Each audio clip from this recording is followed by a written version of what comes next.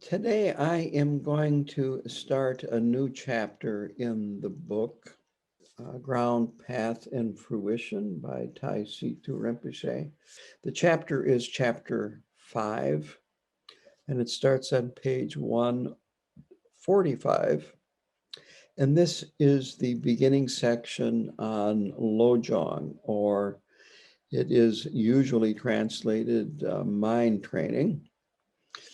And right off the bat, Tai Situ Rinpoche says that it sounds like brainwashing and that it is not brainwashing. That he even has a little bit of discomfort using the word training.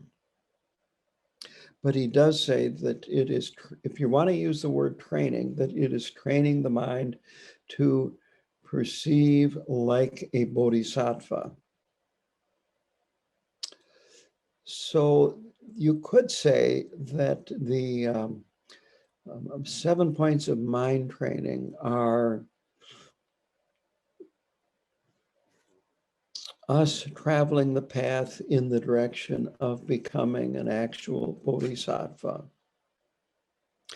And a bodhisattva is a being that has tremendous compassion and loving kindness. And there is the elimination of separating things into self and other. So Bodhisattva has attained a high level of realization. So going back to the meaning of Lojong, Lo means thought or perception, and Jong, Jong, means purifying. So it is purifying the way we perceive things or our thoughts about what we perceive or how we perceive.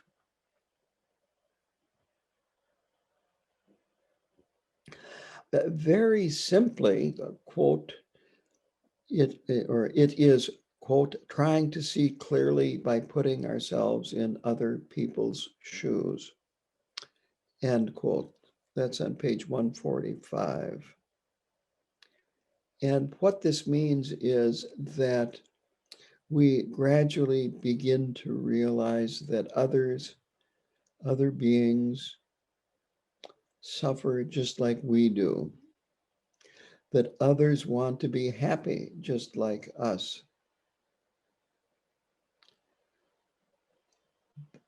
That the world is full of people that are just like us, and even animals, from our pets to those we have a less distant or more distant relationship with, also suffer and want to be happy. Even a mosquito will try to avoid getting swatted.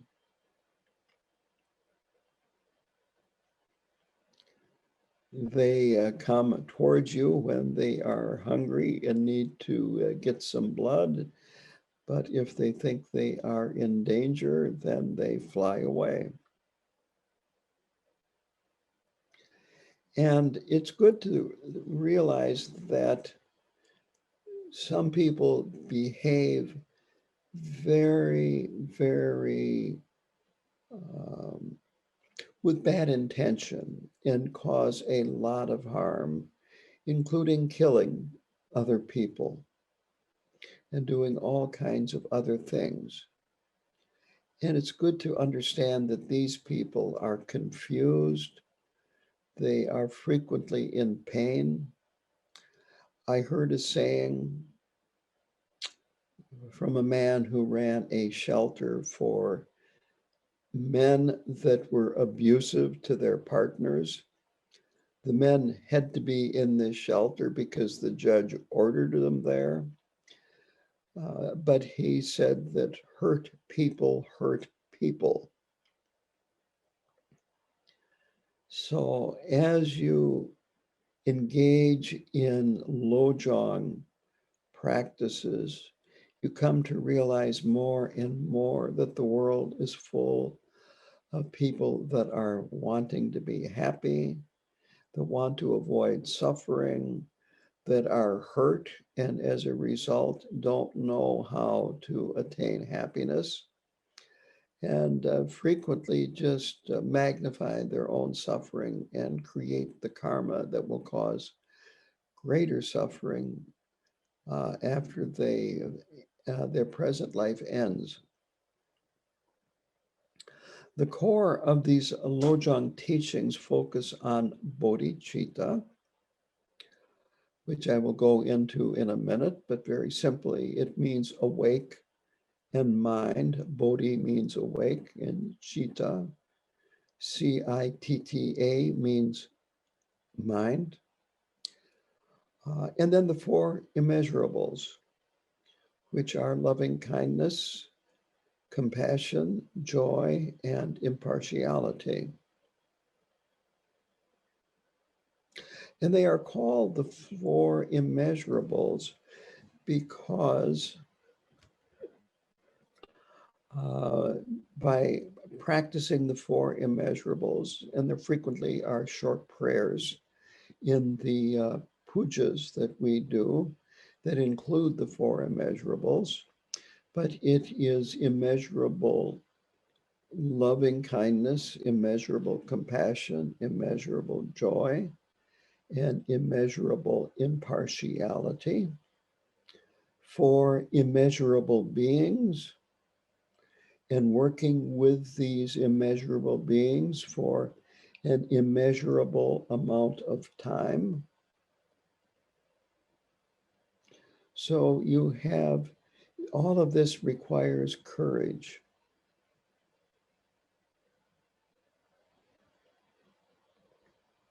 And so this is why we practice the Lojong teachings.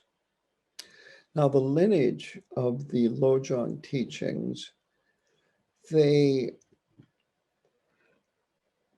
start with a person called Serlingpa, and this is a Tibetan name.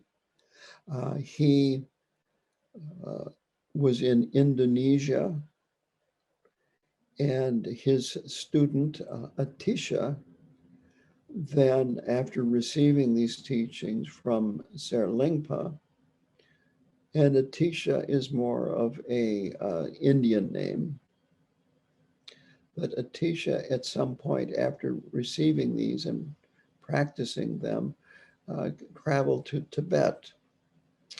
And while he was there, he passed them on to Geshe Potowa, Potowa.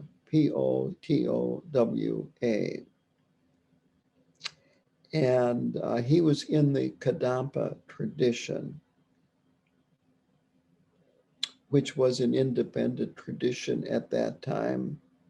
Since that time, the Kadampa tradition, which you might say specialized in these 7 points of mind training teachings and a number of other significant teachings, but the Kadampa teachings have been, you might say, held by all the four main lineages that now are in Tibetan Buddhism. And the Kadampa tradition basically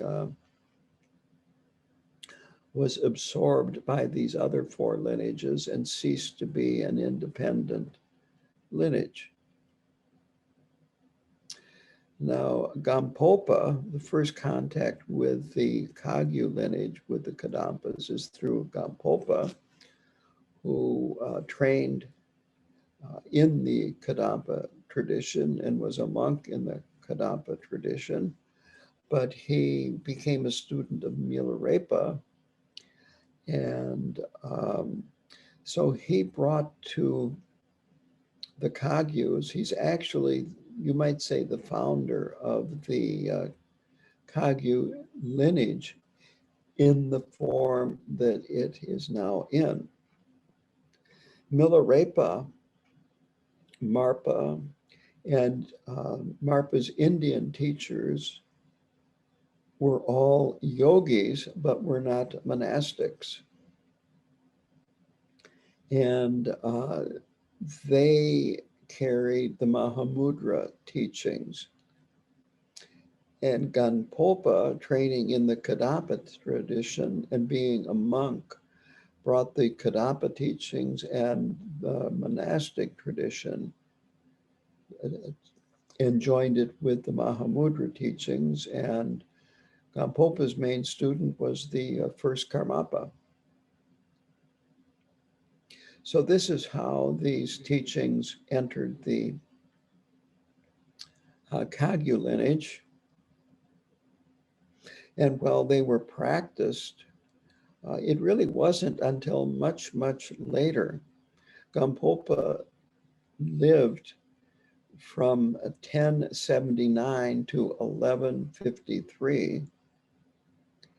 And I am not sure of Jamgun Khantrul the first when he was born, but he lived to a very old age and died in 1899.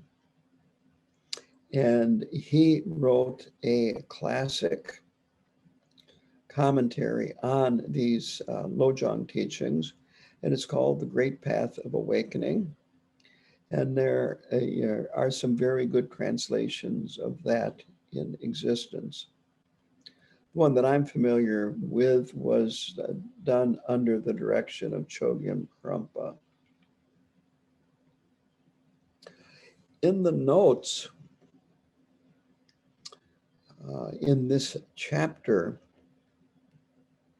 it is mentioned that what they considered the best book on the subject, recent book on the subject, was written by Traleg Kabang Rinpoche. And the book is Benevolent Mind, a Manual in Mind Training. Now, this book is out of print.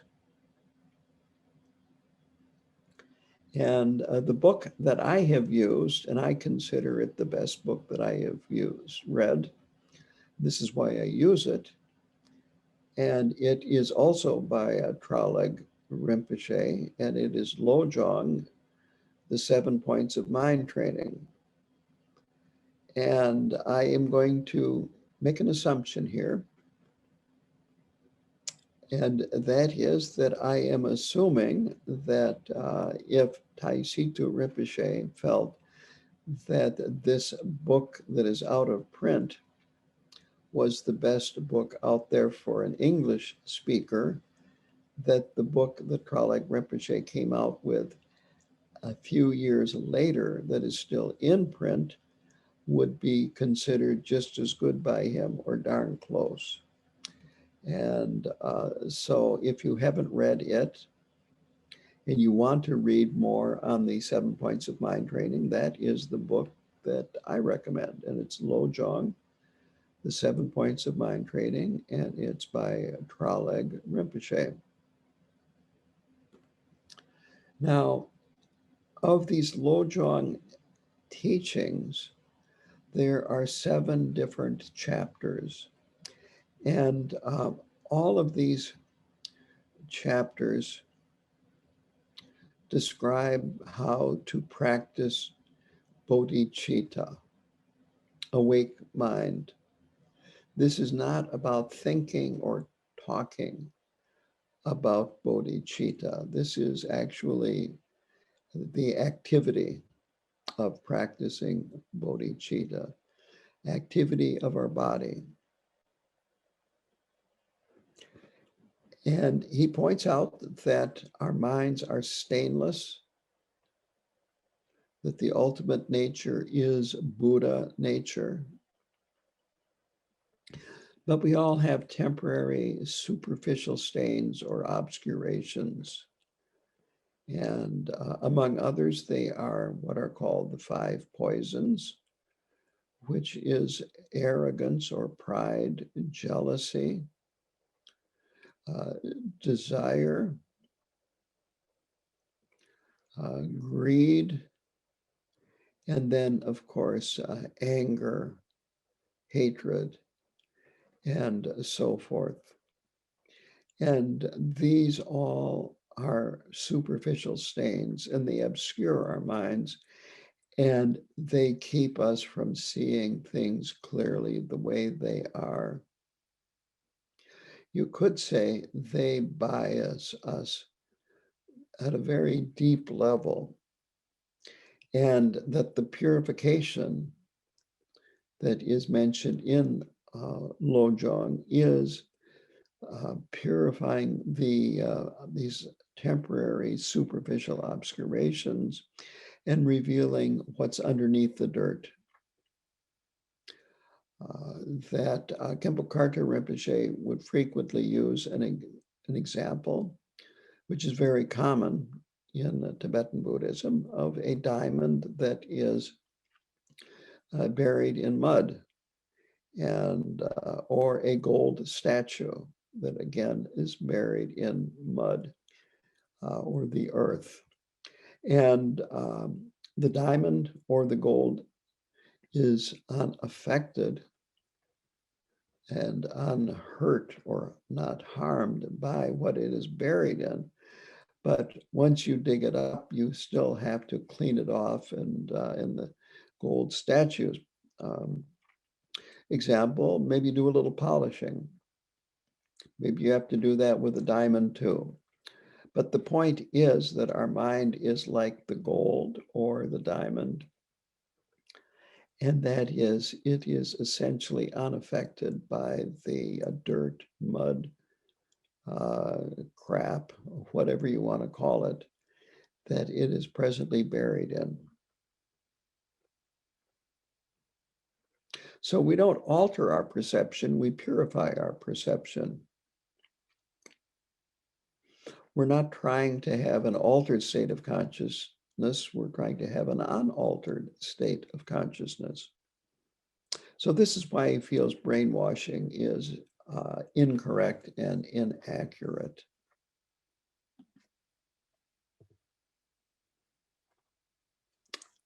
And again, he doesn't like the idea of training. And he says very simply, you cannot train someone to be a Buddha or a Rinpoche. It's impossible. And he mentions this also in relating to himself, because frequently these great teachers are introduced or described as having trained under this great teacher or at this great monastery, and so on and so forth. And what he says is, quote, I learned, received transmissions, practiced and purified myself. And so this is a very important point.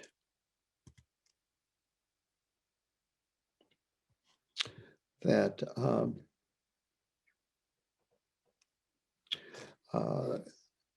we have to remember this, that we are learning, practicing, receiving teachings, and so forth.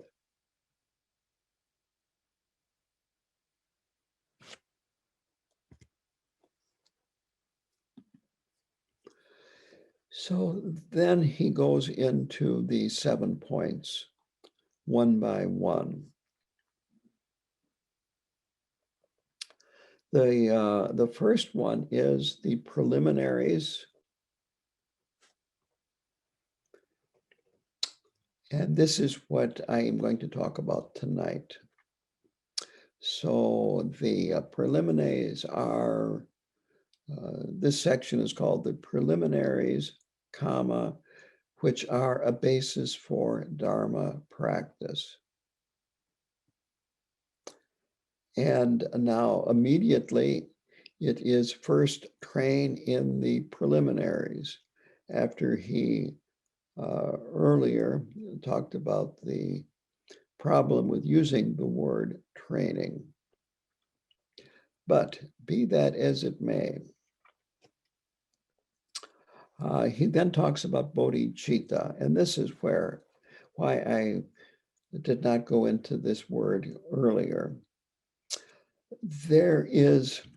He makes a distinction here, and this is an interesting distinction, and it frequently is not made, by the way, and it is the development of aspiration bodhicitta and taking the aspiring bodhisattva vow. And to the best of my knowledge, I've never been present where this aspiring bodhisattva vow has been given, as opposed to the next thing that he mentions, where is the actual bodhisattva vow. But here at this level of developing this aspiration bodhicitta, the vow is to not exclude any being from your bodhicitta, your practice of developing this awake mind. And this includes even the most vile, repulsive, harmful person. So then part 2 is the development of actual bodhicitta and the actual bodhisattva vow. He also mentions that frequently these two are given together. So this is what is called engagement bodhicitta. And he quotes Shantideva. And this is the quote: wishing to depart and setting out upon the road. This is how the difference is conceived.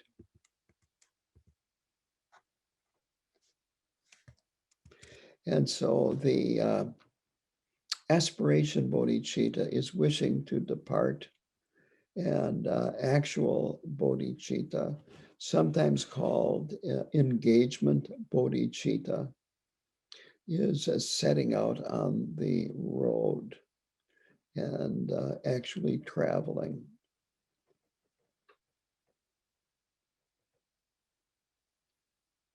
So the practice of the 6 paramitas pretty much covers the 7 points of mind training, and he points to this. He does not go into the 6 paramitas, on the other hand, but very simply, they are generosity, discipline, patience, diligence, concentration, meditative concentration, and wisdom. And they're frequently preceded by the phrase perfection of. So the perfection of generosity, perfection of discipline, and so forth. The idea being that when you're practicing these, you're working on perfecting them.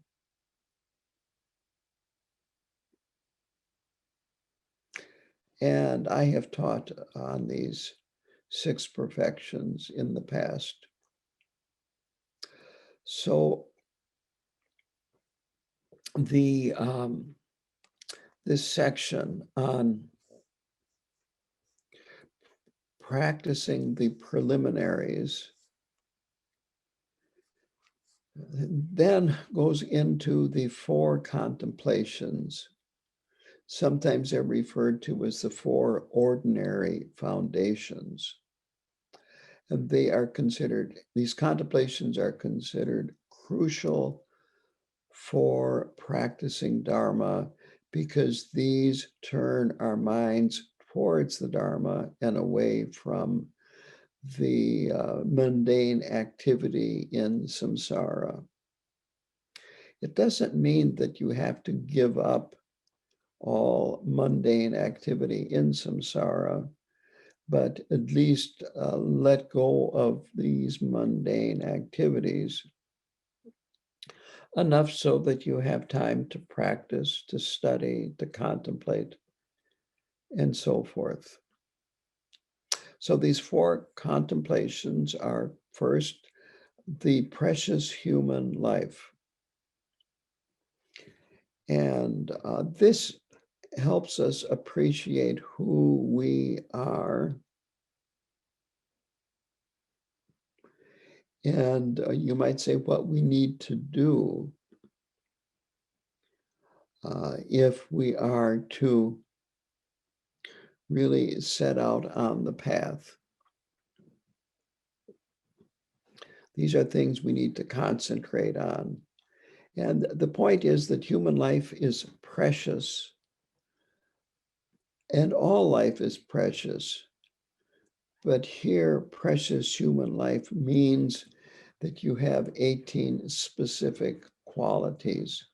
And he does not mention them, all 18 of them. And quite honestly, I did not include them in my notes. It's easy enough to look these up. And they include things like being born in a country where Buddhism, the teachings of Buddhism and Buddhist teachers are available, having an interest in the Dharma, having a mind that is sound enough where you can understand these teachings when you receive them and practice them, having enough time and resources so that you do have leisure to practice, and so on. And these are absolutely necessary. So if you have all 18 qualities, it is really good to appreciate that and to be grateful. He also says if you are missing any of these, to make effort to acquire what you are missing.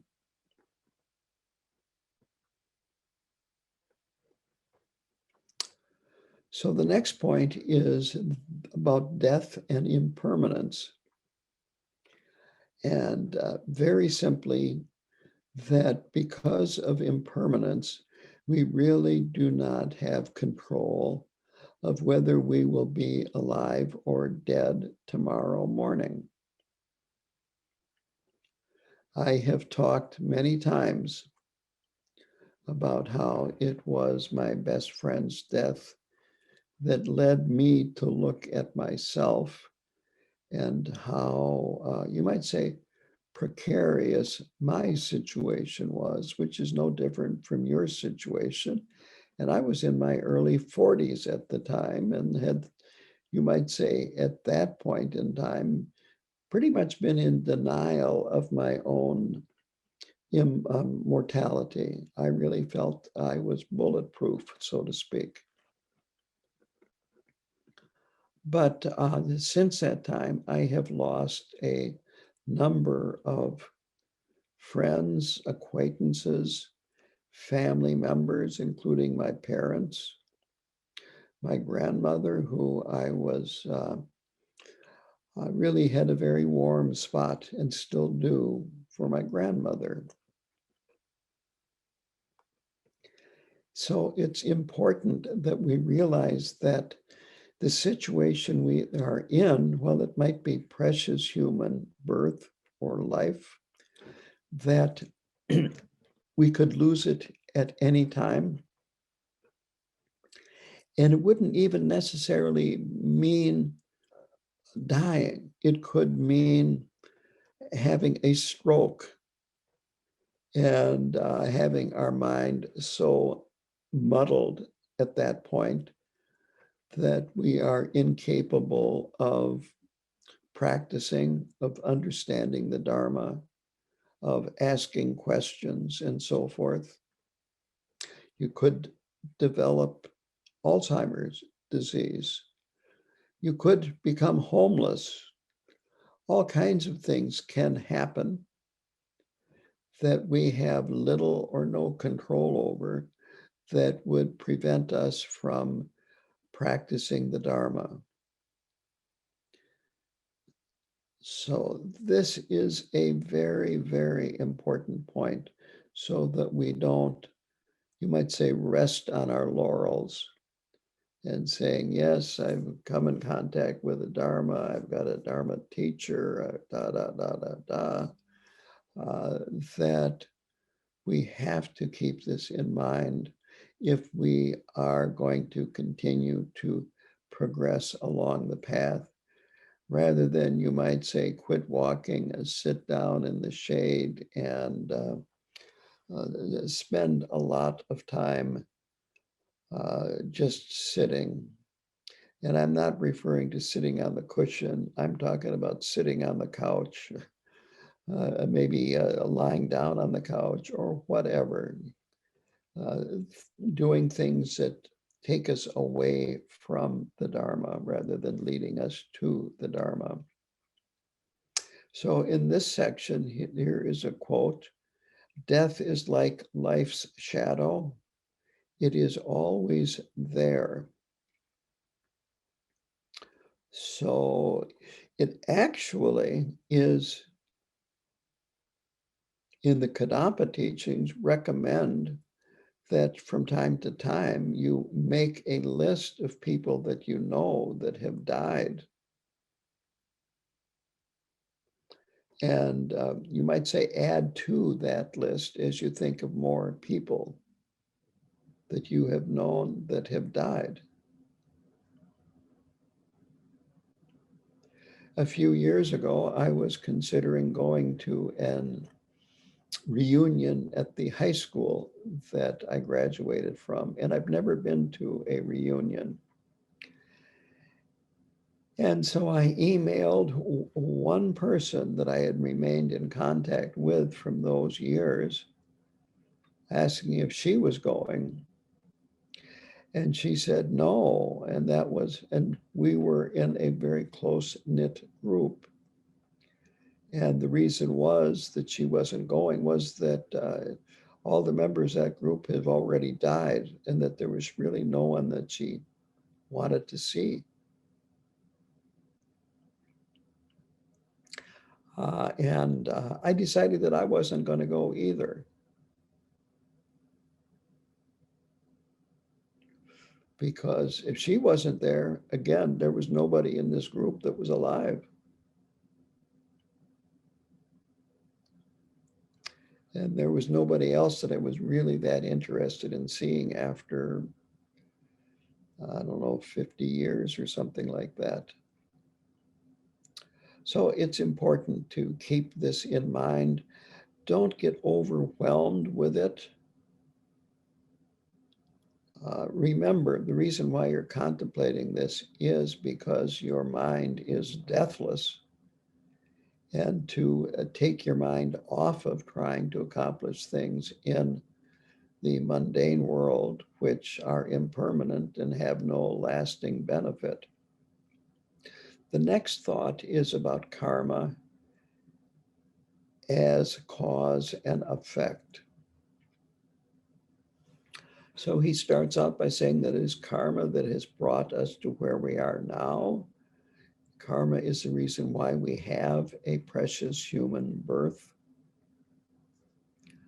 And what we do now will determine what our future will be.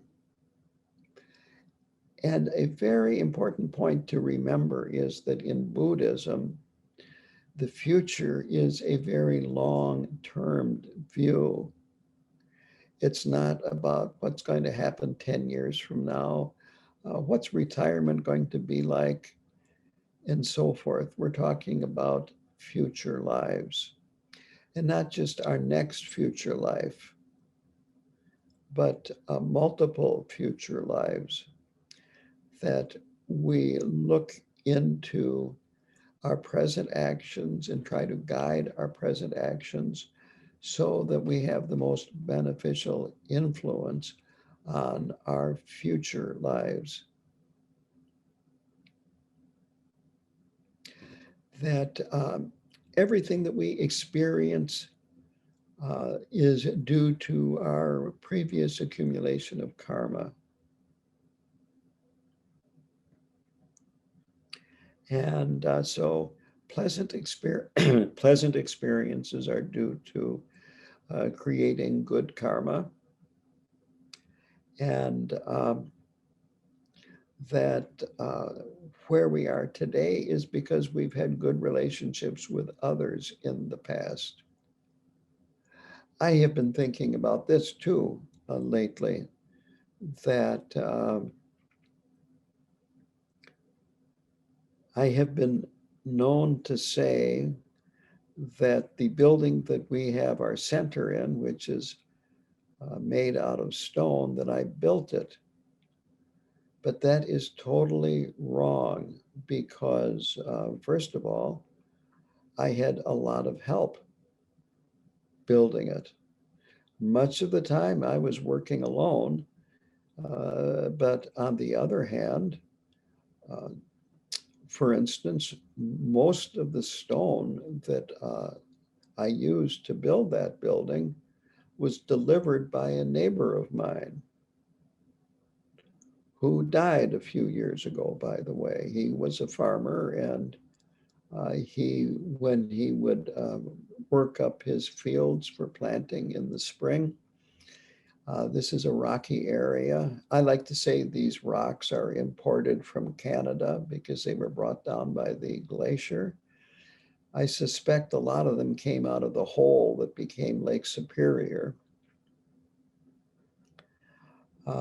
And so when he worked up his field, all these rocks would come to the surface. They get in the way, they can damage equipment and so forth. And so he hired some high school kids to pick the rocks, and then he would drive them to a ravine that on land that his dad owned. And they would go right by the place. And the first day that he did this, I called him up in the evening and I said, you know, if you happen to stop at my place, I will help unload the rocks. And the rocks were delivered that way. And I needed concrete. And a lot of it came ready mix from the ready mix company. Lots of people worked there. A lot of it I mixed by hand, but I would have to buy the bags of concrete, had to have the gravel delivered, the sand delivered, and so on down the line. And when I did some of the pours, I had help here. When I put in the first floor, I had a crew of friends helping me with that. And when I raised the roof, I had a crew of people helping me with that. When I remodeled, I had people, members of the Sangha, helping with the remodeling. I put an addition on, an entryway on, and I hired a contractor to work with me for that. And on and on and on and on and on.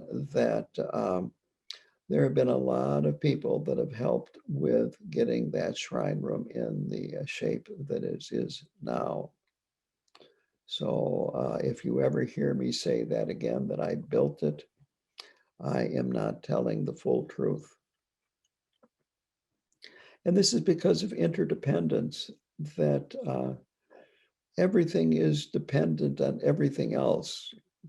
Taisitu Rinpoche says, this is the way it works. So he also then discusses how we tend to, samsaric human beings tend to identify with our body and not our mind.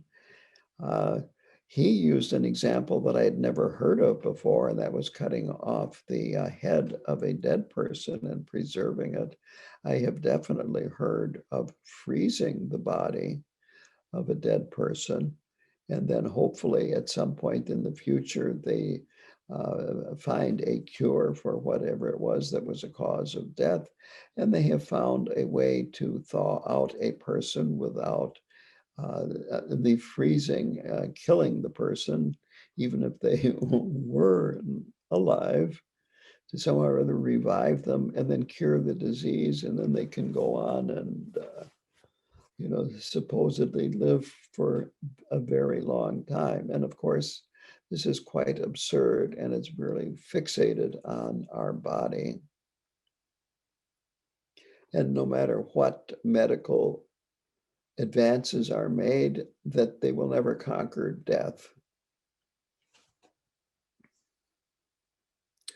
So then the last one is the suffering of the East talks specifically of the human realm here.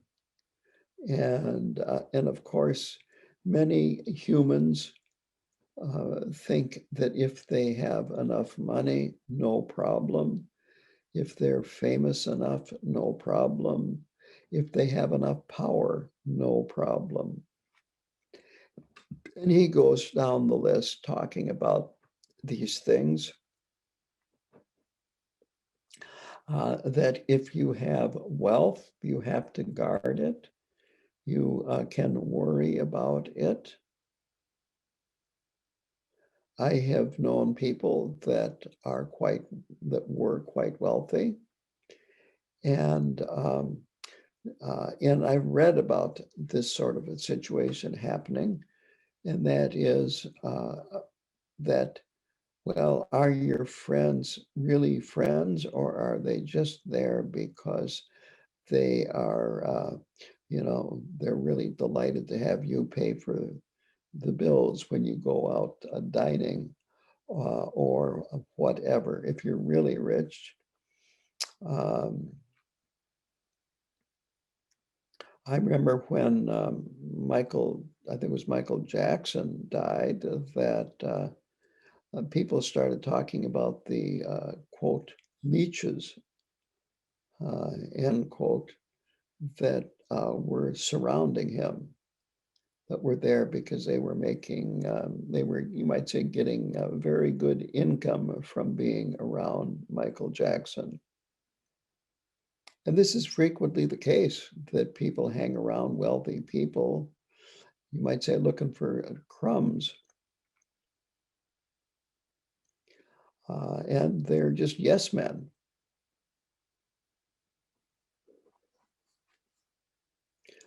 And what happens then is, you start wondering, are these people around me really friends, or are they just here because of my money? Can I trust them?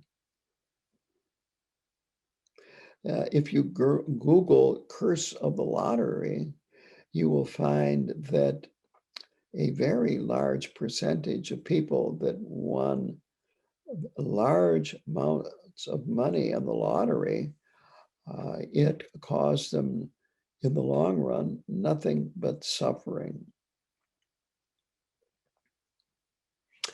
And so then he goes to power and talks about it, that power brings responsibility and it brings work.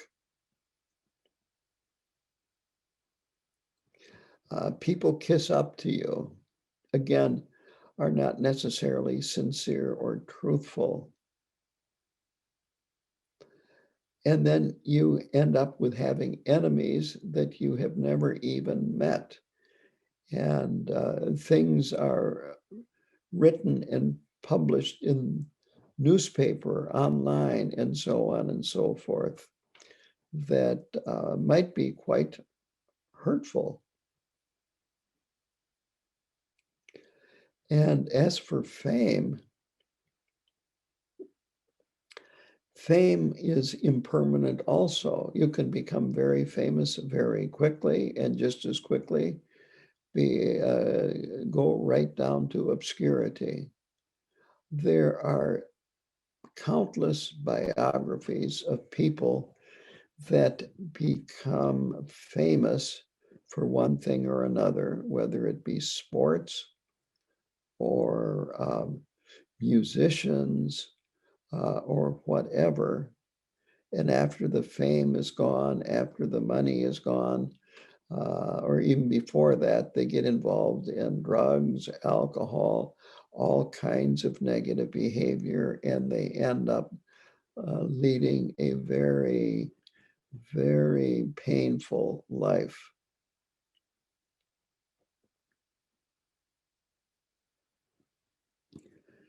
And so fame, it might cause arrogance, it might cause all kinds of things, but it's not permanent.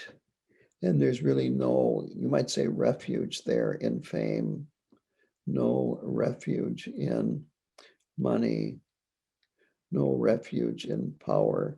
So he quotes a Tibetan saying, which I've never heard before, but it is, the king cries on the golden throne in the palace, the beggar cries under the tree on a bed of stone. The tears are the same.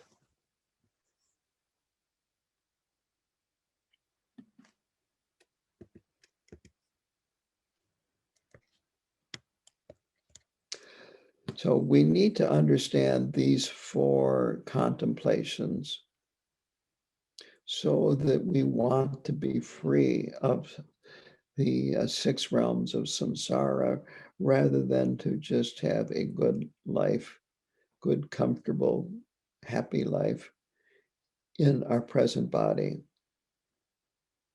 Quote, if we look at these types of situations, we will come to know that it is the development and maturity of our inner being that is most important. End quote. That's on page 155. And he says he's not against development, technological advancement. He uses the word gadgets. But again, we can't let them take over our lives and be so attached to them that we just think we will be happy if we just get the next gadget to come out. And he ends this section with a discussion of shamatha. And he says that shamatha is another preliminary practice, and that it calms the mind and it lets us practice efficiently.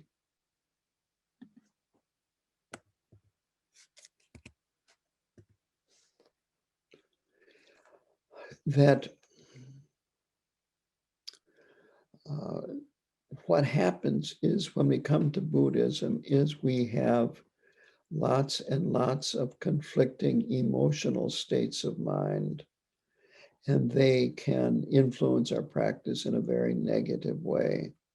And that shamatha allows us to reduce their effect and to increase our qualities and to be able to, you might say, maintain more awareness and one-pointedness when we are not on the cushion and we are out in the world and we are trying to practice the 7 points of mind training. So shamatha is a good way to pacify our defilements. Quote, if we calm down and relax, we will be much more able to handle our mistakes. End quote. That's on 157. And I really like that because since we are all humans, we are all living in cyclic existence, that we all make mistakes. And other people all make mistakes. And when we can calm down and relax, that when we make mistakes, we are able to work with them